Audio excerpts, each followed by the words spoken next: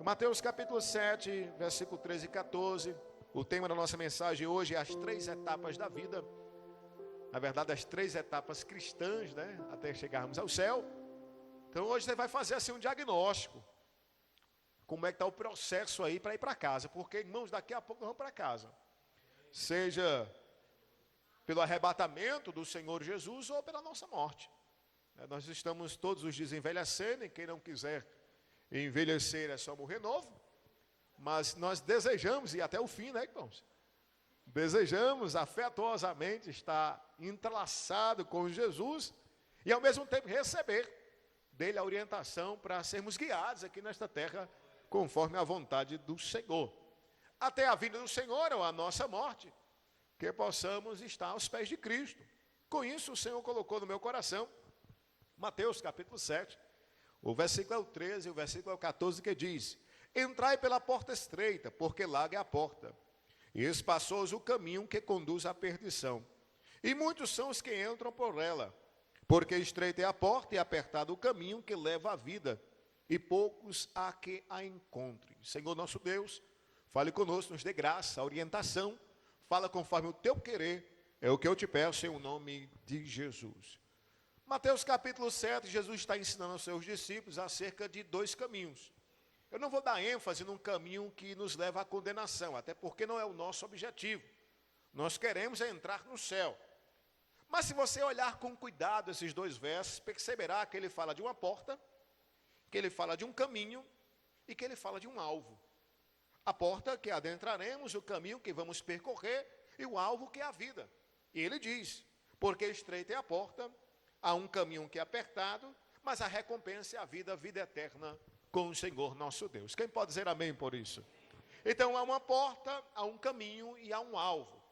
Então hoje nós vamos falar a respeito dessas 3 etapas da vida cristã. A primeira é a porta.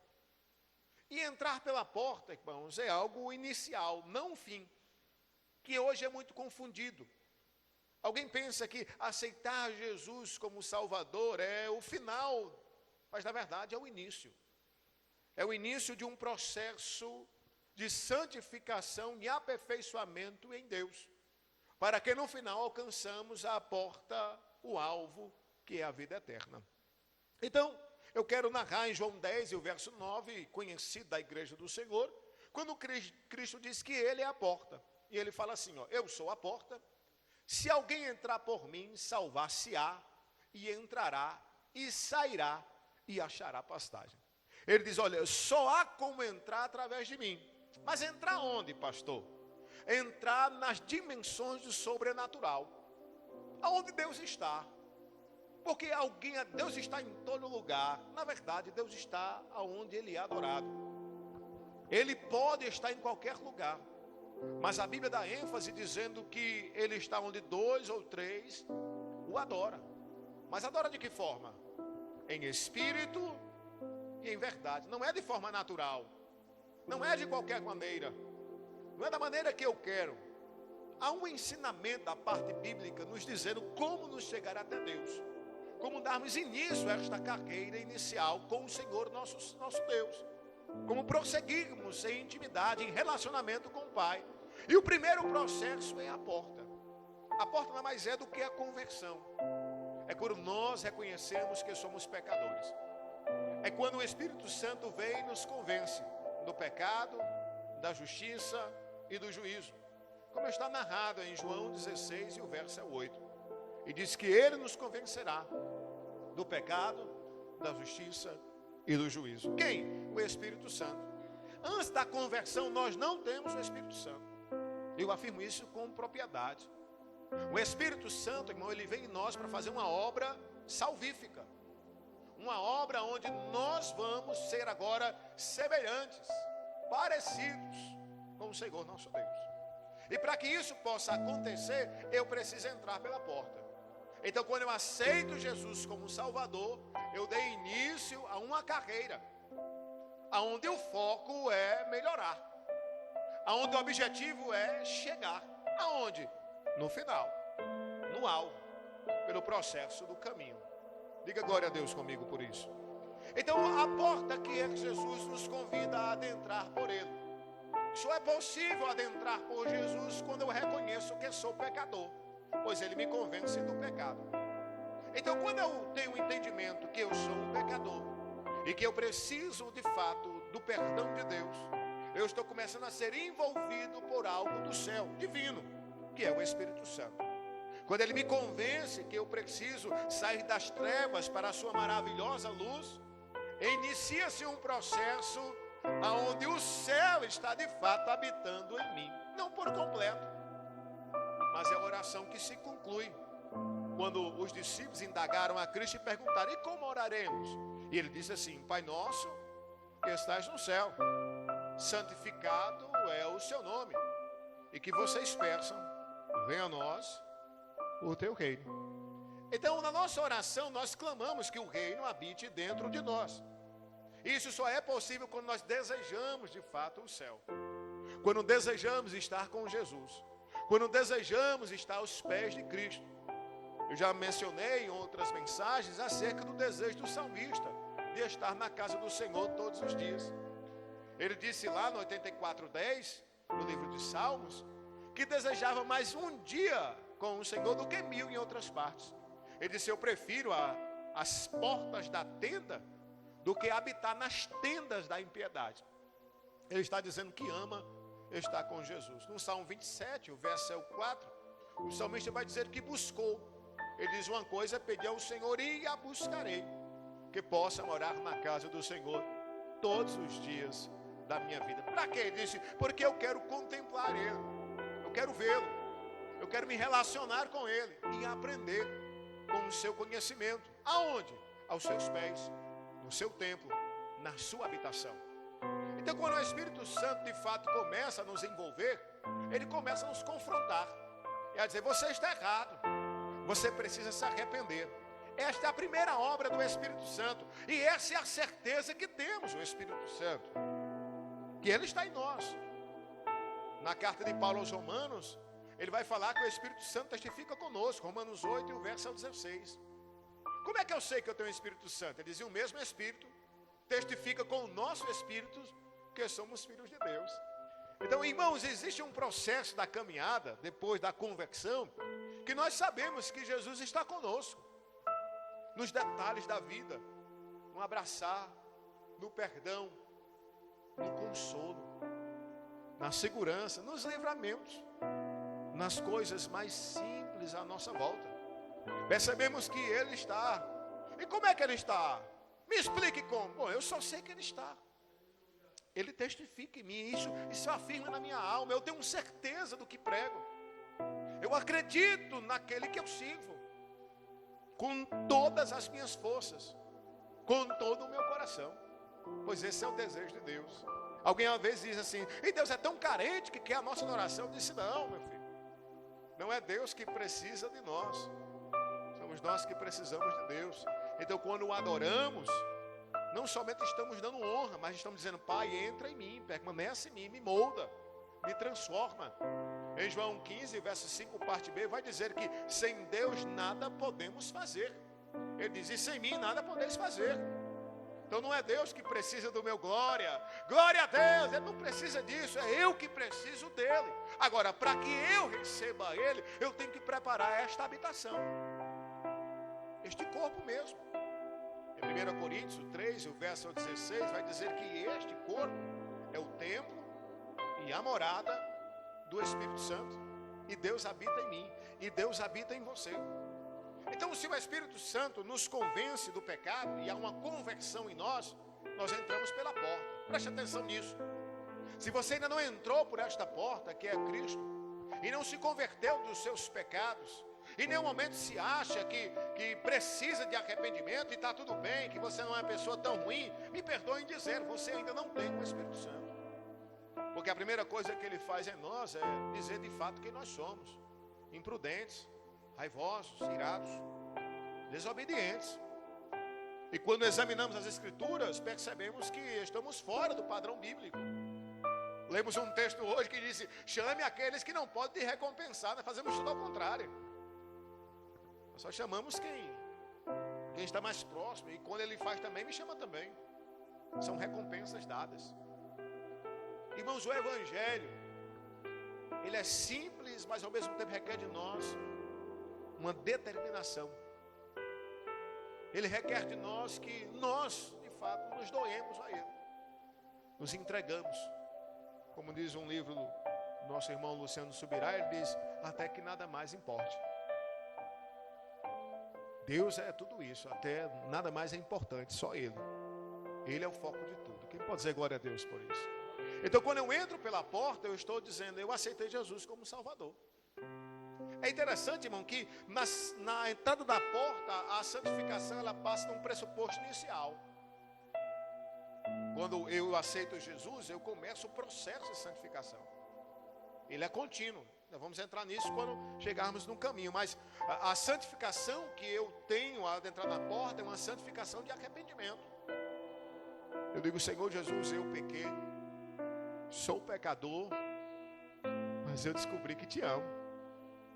Eu descobri que eu quero o Senhor na minha vida. Eu descobri que eu quero que o Senhor me guie. Eu descobri que o Senhor é tudo que eu preciso. O Senhor é o meu maior tesouro. O Senhor é o meu maior bem. O Senhor é tudo que importa. E ali entra um processo de moldagem, de santificação em nós, onde nos leva ao arrependimento e à santidade. Então, quando eu entro pela porta, eu entro me convertendo e eu entro me santificando. E é interessante, irmãos, que nesse processo de salvação, viu, mocidade, Ele não nos cobra nenhuma ação, no sentido de obras. Coloque Efésios, capítulo 2, versículo 8. Ele diz, não é por algo que você fez. Olha como isso é, porque pela graça sois salvos, por meio da fé. Isto não vem de vós, é dom de Deus. Não vem das obras, para que ninguém se glorie. Deixa aí, não vem das obras. Ele diz, olha, a obra de salvação de Cristo, não é porque você deu uma feira a ninguém, não. Não é porque você foi bom para com alguém, não. A obra de salvação de Cristo para nós foi algo dele de presente, de graça. Ele diz, pela graça, de graça, mas não foi barato, mas porque eu quis, porque eu vos amo, eu estou vos salvando. Pelo que ele disse, pela fé. Por que pela fé? Porque eu preciso acreditar. Acreditar em quê? Que Jesus morreu por mim. E por que ele precisava morrer? Eu já preguei muito isso aqui, mas Deus está me incomodando a dizer. Porque eu tenho que acreditar que ele pagou a minha dívida. Que ele me substituiu na morte, aonde eu deveria morrer.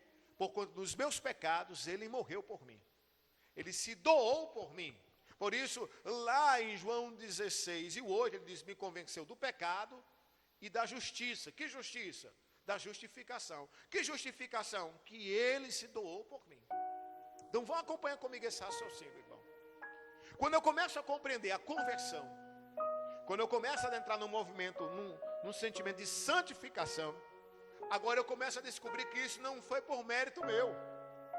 Não foi porque eu fiz alguma coisa, ou porque eu vou fazer, mas porque assim ele quis. Mas olha como é diferente isso. Coloca o verso 10 de Efésios 2. Se não é pelas obras que eu sou salvo, então por que ele diz assim? Porque somos feitura sua, criados em Cristo Jesus, para as boas obras, as quais Deus preparou para que andássemos, diga comigo, andássemos nelas. Então nós não fomos de fato salvos pelas obras, mas fomos salvos para fazer as obras. Quem pode entender isso, diga amém. Eu não fui salvo por alguma coisa que eu fiz, mas quando eu fui salvo eu vou fazer alguma coisa para o Senhor. Disse Tiago, mostra a tua fé que eu mostro as minhas obras.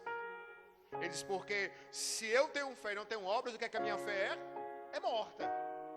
Não é que eu sou salvo por meio das obras, mas quem é salvo por meio da fé, ele faz o que? As boas obras. Glória a Deus por isso. Então aqui entra o processo da vida, o processo da segunda etapa. O primeiro é a porta. Entramos por Jesus, conversão, um princípio de santificação. Entendemos que não foi por mérito nosso, não foi porque fizemos alguma coisa, não é por obras, mas entendemos que no processo da caminhada, do caminho, precisamos ter obras. Por isso ele diz, nós somos feituras suas, criados em Cristo Jesus. Glória ao Senhor. Para quê, irmãos? Para as boas obras, nas quais Deus preparou para que toda esta igreja e eu andássemos nela. Quando traz o pressuposto de andar, fala de um caminho. Ninguém anda se não for em um caminho. E esse caminho preparado foi o Senhor quem fez. Glória ao Senhor nosso Deus. Também em também em Tito 3, nós vamos ler 4 versos, eu queria que você lesse comigo, a partir do verso 4. Ele vai dar uma ênfase acerca destas obras, no processo da caminhada.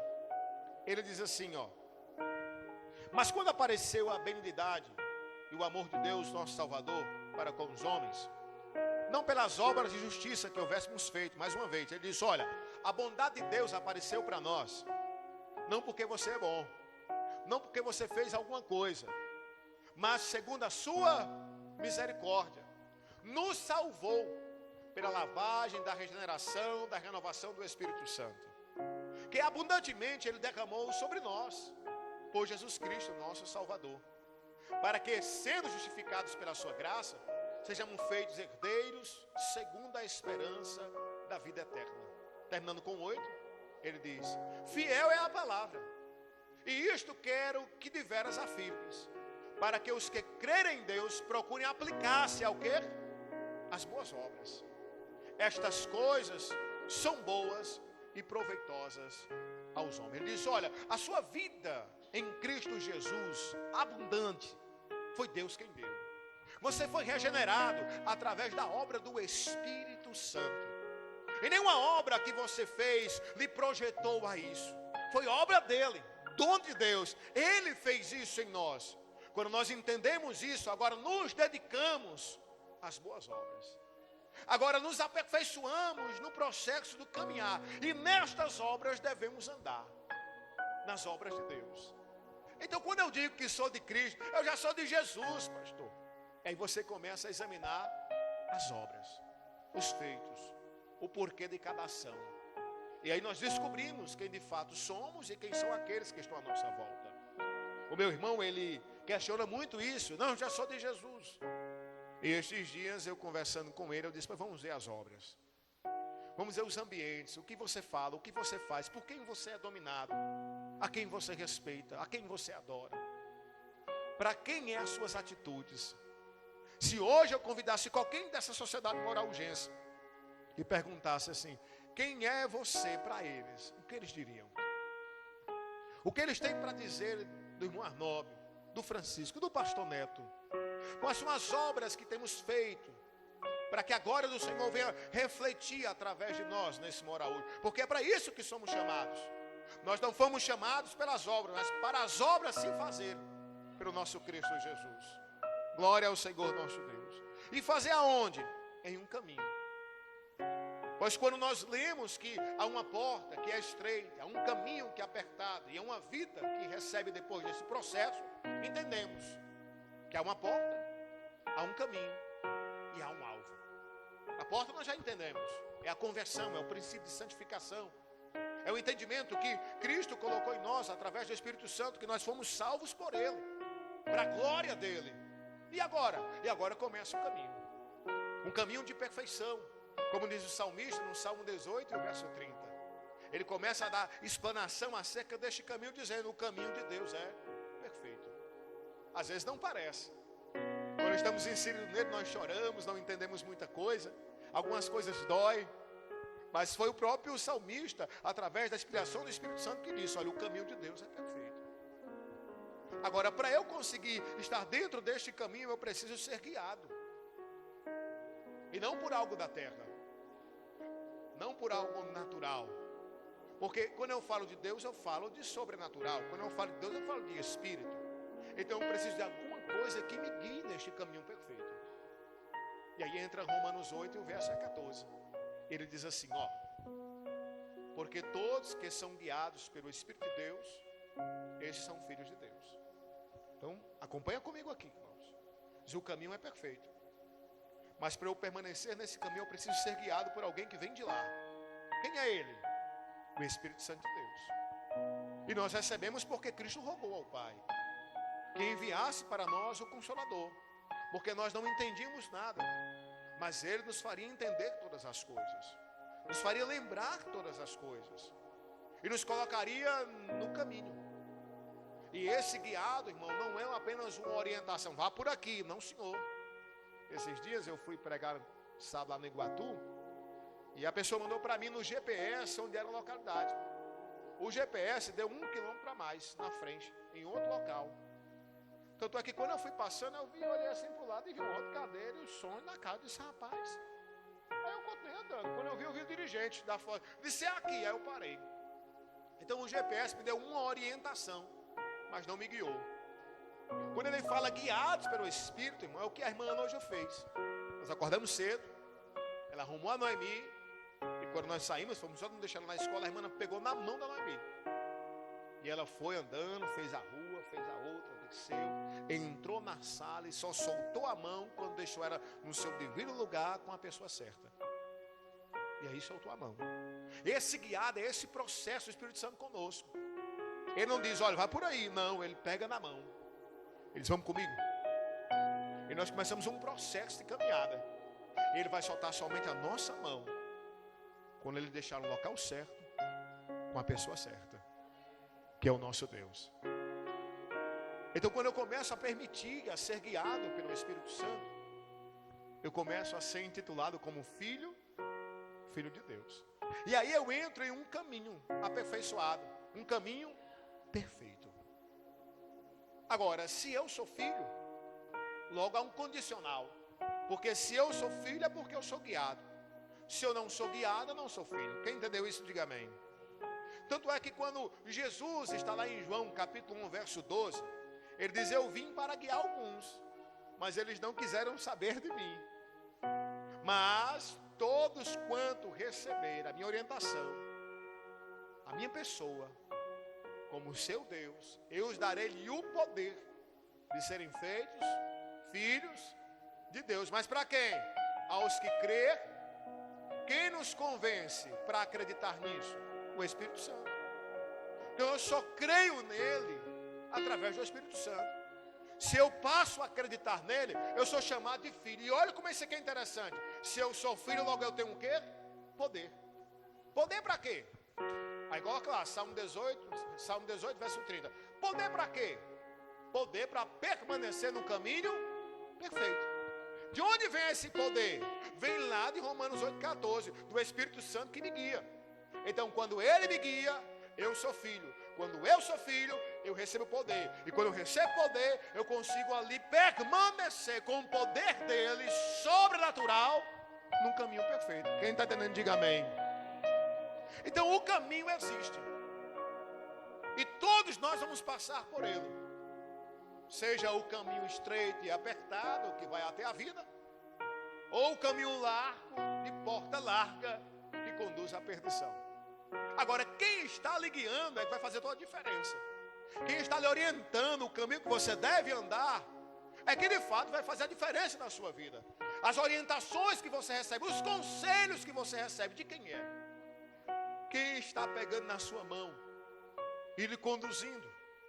Se for o Espírito Santo, se você estiver com o coração nele, adorando ele, eu quero dar uma palavra muito real para você.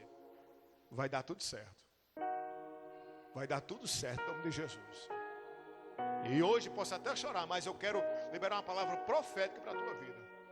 O caminho do Senhor é perfeito. Aí sabe o que é interessante nisso? O versículo vai dizer lá em 18:30 de Salmos, que o caminho dele é perfeito. A palavra do Senhor é provada. Ele diz assim, olha, quando eu começo a andar na perfeição da palavra, guiado pelo Espírito Santo, aquilo que de fato está escrito começa a ser exibido diante de mim.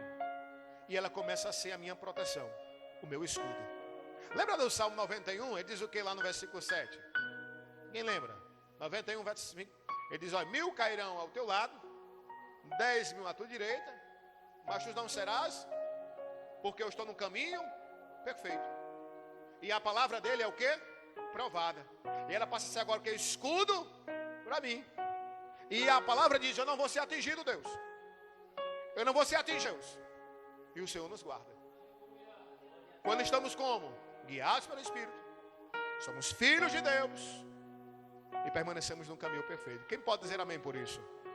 Quando eu entro na palavra o caminho, irmãos, ele está falando também de orientação quem nós éramos. Eu não sei se você já leu isso, mas eu procurei hoje, com muito detalhe, acerca dos nossos antepassados, dos nossos irmãos na fé. Glória ao Senhor nosso Deus. E ele falava sobre o caminho. O caminho não era um caminho normal. O caminho era a seita que era intitulada os cristãos. Os cristãos, antes de ser chamados de cristãos, era chamado do caminho. Está repleto em Atos dos Apóstolos isso. Por que ele é chamado do caminho? Porque eles andavam peregrinando pelo caminho. Mas antes de falar nisso, eu queria que vocês prestassem atenção. Quando o Jesus nos dá a notícia que existe dois caminhos, e ele diz que é necessário que permaneça em um destes caminhos para a vida eterna, ele diz que nós não estamos só nele. E é isso aqui que eu acho lindo. Ele diz que por mais que aconteça alguma coisa, há alguém que sempre nos ajudará. Quem é ele? Isaías 30, o verso 21 vai dizer: é uma voz. Você lembra que alguém fala com você de vez em quando? Ele disse: os teus ouvidos ouvirão a palavra que está por detrás de ti. É uma voz dizendo: este é o caminho, andai nele, sem vos desviardes, nem para a direita e nem para a esquerda. Então nós entramos num processo, irmãos, onde nós não podemos parar. Olhe para mim aqui. Entramos em um processo onde vai ter um final. E como nós vamos permanecer no processo, vai dizer como é que vai ser o nosso final. Quem está nos guiando vai dizer como é que vai ser o final de tudo. E eu quero que você escute com muita atenção.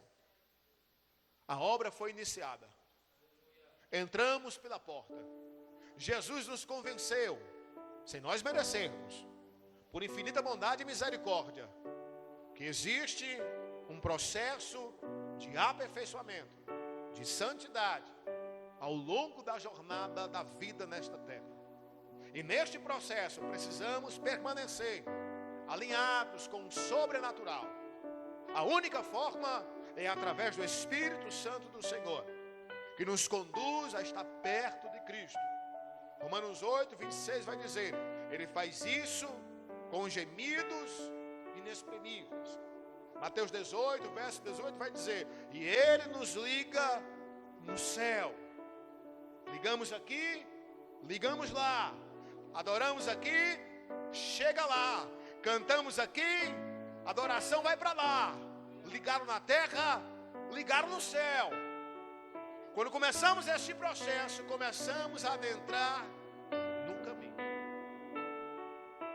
E aí, pastor? E aí é o início, não é o final.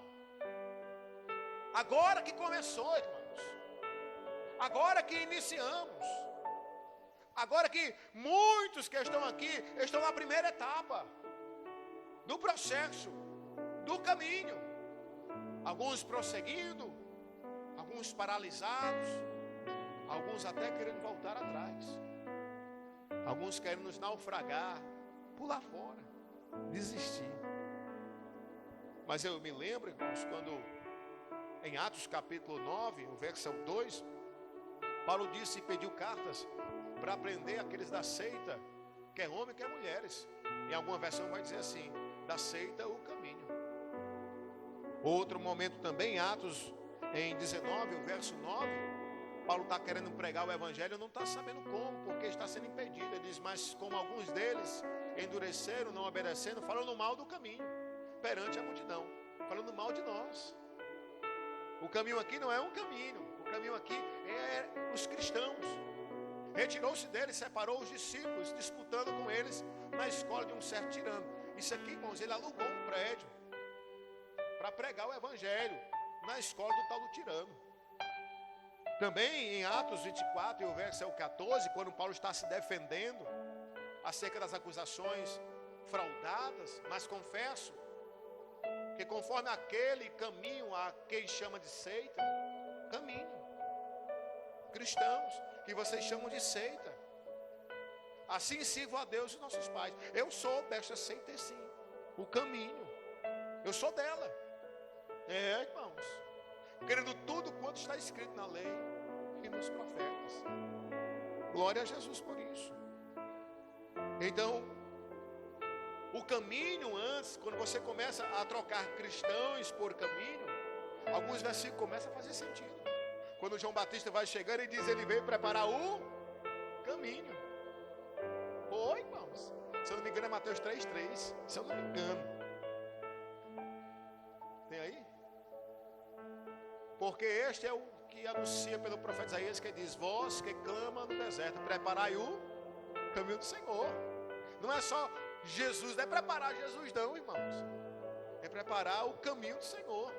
A igreja do Senhor, a salvação, a preparação de tudo. Nós. Então ele vem pregando, arrependei-vos e credes no Evangelho. Não é assim que ele vem pregando? Para que ele prega isso? Para o caminho.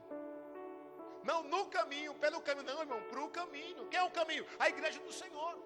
Aí ele diz, e vós do que clamam de preparai o caminho, preparar a igreja. Os cristãos. Os cristãos de quem? Do Senhor, irmãos.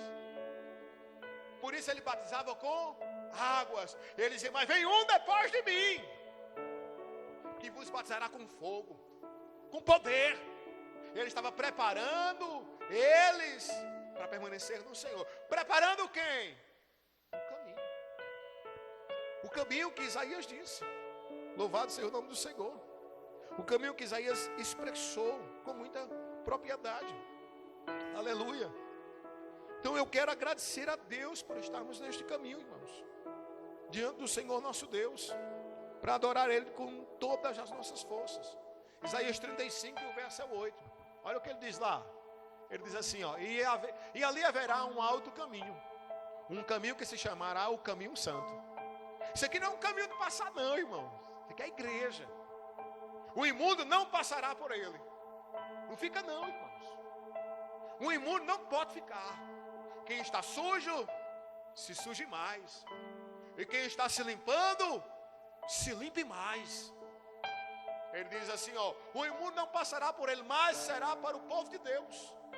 Os caminhantes, até mesmo os loucos não errarão. Por que os loucos não errarão? Aí entra de novo o versículo de Isaías 30:21, porque tem uma voz por detrás, que diz, ei, saia do caminho não saia da igreja não, irmãos.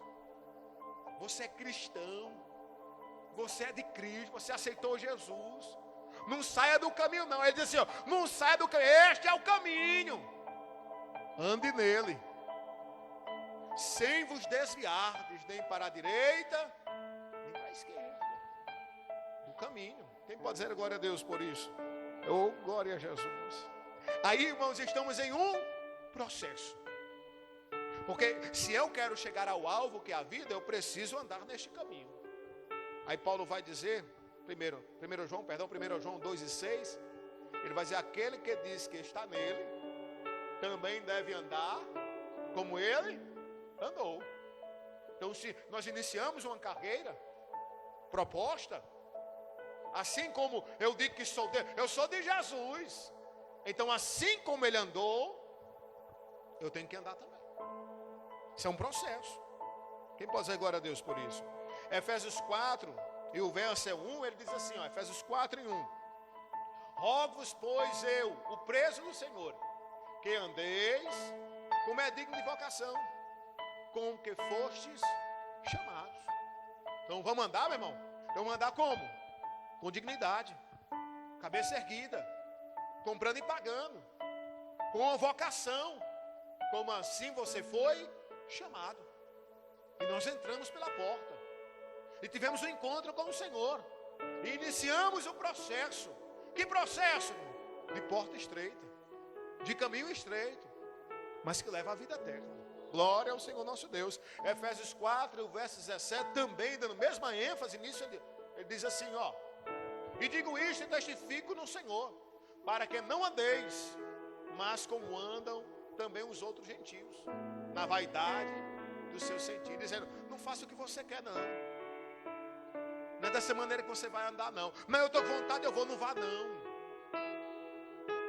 mas eu desejo, pois aniquile isso, não é mais o seu desejo não, Agora andamos como ele andou. O processo aqui é de imitar. É Efésios 5:1. É ser imitadores de Cristo Jesus. Por quê? Porque nós somos filhos. Nós não somos filhos. Não foi testificado em nós. O Espírito Santo nos guia. Estamos no caminho perfeito. Derramou sobre nós o poder. Temos agora como permanecer nele, andando nele. Então vamos imitar a ele. Somos filhos amados do nosso Deus. No caminho, preparado desde lá do primórdios. Começou lá, pregando no deserto. Vocês que vão fazer parte do caminho, arrependei-vos, credes no Evangelho e verão o reino de Deus. Quem pode dizer glória a Deus por isso? Oh, aleluia. Mas assim como há um caminho, ele também vai terminar. Nós vamos sair daqui e vamos chegar até lá. A maneira que você vai ser guiado vai fazer toda a diferença nisso. 2 Timóteo 4:7, ele vai falar sobre o final de tudo. Ele diz, olha, combati o bom. Vamos ler? Combati bom combate. Acabei o quê? A carreira. Ele disse, olha, tinha uma carreira, um processo. Ele se acabou. Agora, ele classifica isso, Mateus filho, como bom. Ele diz, o combate que eu combati era um combate bom. Quantos de nós estamos envolvidos em combates ruins? Hein? Combates que não deveriam ter nossa atenção e nós combatemos. Coisas que nem nossa, nós nos envolvemos. Coisas que não levam a gente a crescer e só a degredir, a cair. Quantos combates de perdão que nós não liberamos? Hein? Que fica nos corroendo por dentro, nos matando. Isso é um mau combate. Libera perdão logo, irmãos, e segue. Quantos combates de ira e raivas, de desesperos, de medos. São combates ruins. Sabe o que é um combate bom? É aquele que você guerreia fazendo as boas obras de Cristo. E você chora, mas sabe que vai ser consolado. Que você sofre, mas sabe que vai chegar ali o momento do refrigério, da abundância. Se vai combater nesta carreira alguma coisa, irmã Cara, igreja do Senhor, combata um bom combate. Se lance aos pés do Senhor, se abrace com Ele com toda a sua vida, ame a Deus com todo o seu coração e prossiga nesta carreira. Mas mais do que tudo, acredite, guarde a fé. Quem pode dizer glória a Deus por isso? Então existe um começo e existe um fim.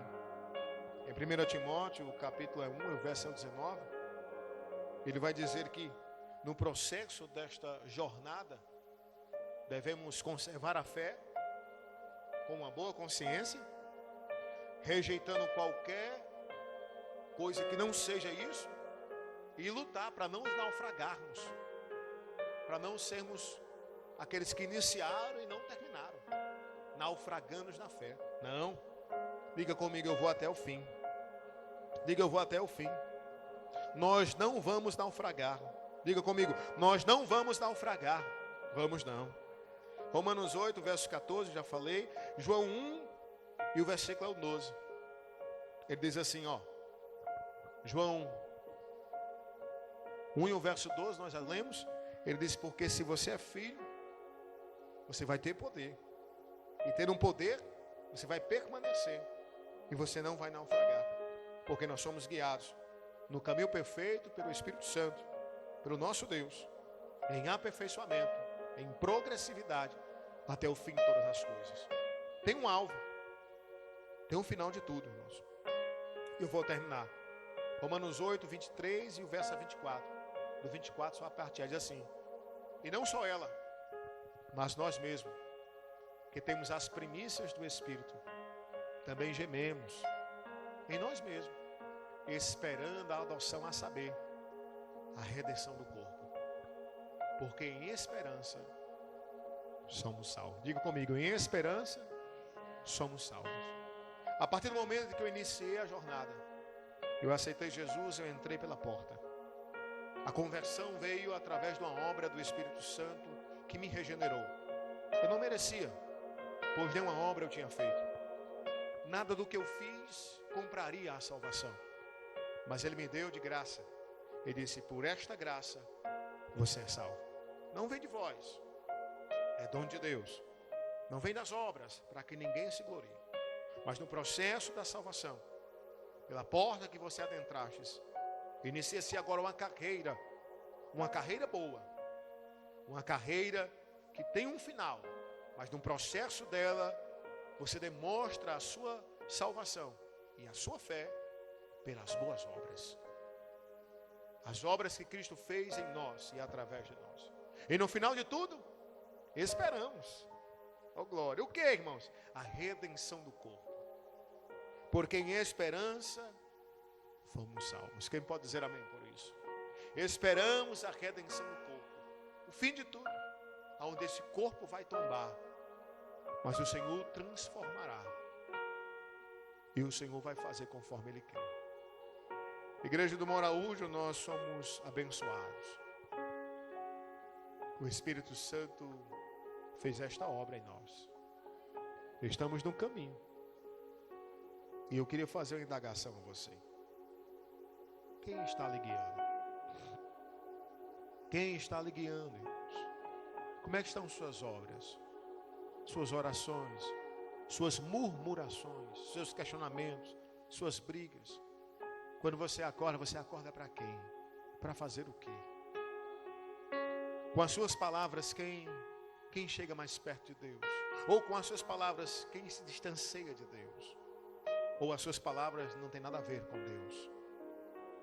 Quem está lhe guiando, irmãos, no processo desta vida? Meu desejo é que essa igreja amadureça cada dia mais. E entenda e seja agradecido a obra salvífica que Deus fez em nós. Se você entrou pela porta, permaneça no bom caminho. Tomara, se mesmo for estreito, não saia dele não. E quando você quiser sair, escute a voz que por detrás de ti diz, ei, fique no caminho. Não saia dele não, nem para a direita e nem para a esquerda. Ficamos de pé.